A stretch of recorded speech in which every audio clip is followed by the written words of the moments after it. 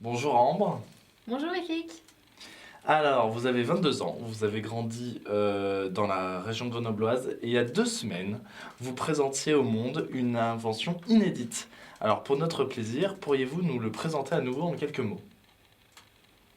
Mais bien sûr, mon invention c'est l'écharpe, donc elle sert à se protéger du froid, que ce soit en automne ou en hiver.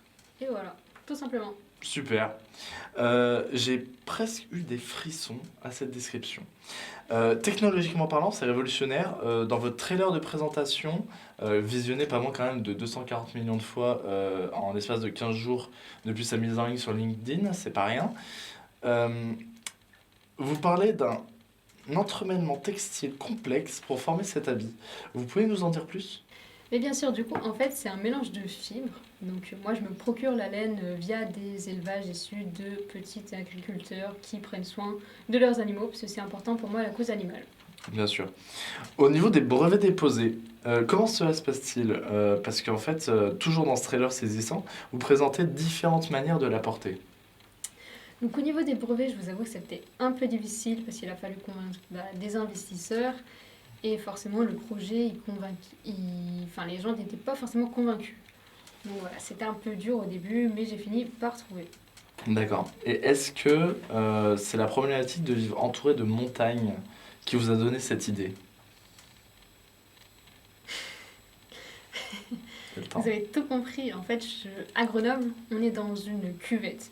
Donc c'est sûr qu'on est entouré de montagnes. Et moi, j'attrapais souvent froid, parce qu'en hiver, à Grenoble, il fait très froid et on est très chaud. Du coup, l'hiver, j'ai attrapé souvent froid à la gorge. Mm. Et c'est pour ça que j'ai décidé d'inventer l'écharpe pour me couvrir le cou. Et ne plus être malade, bien entendu. Habile. Si vous permettez, juste qu'on revienne sur votre parcours. Alors, vous naissez et grandissez à Grenoble. On peut lire dans votre biographie que votre entourage a eu un fort impact sur vous. Très jeune, vous aspiriez à devenir policière. Et puis, le hasard d'une rencontre, Vivian de la Villa des Cœurs Brisés, qui vous a donné envie de plutôt vous diriger vers des études de communication audiovisuelle. Comment avez-vous géré l'étiquette de jeune étudiante et celle de femme d'affaires, entrepreneuse et inventeuse du coup?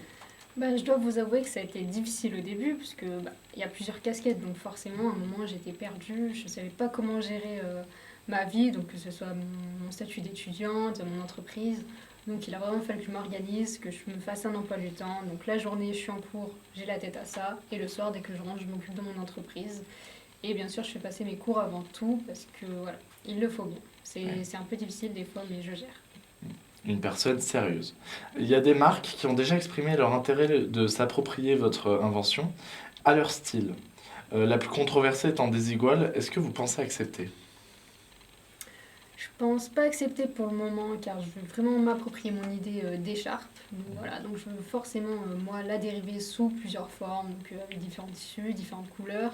Et après peut-être j'envisagerais de faire des collaborations, mais peut-être pas avec des iguales. Ok, très bien.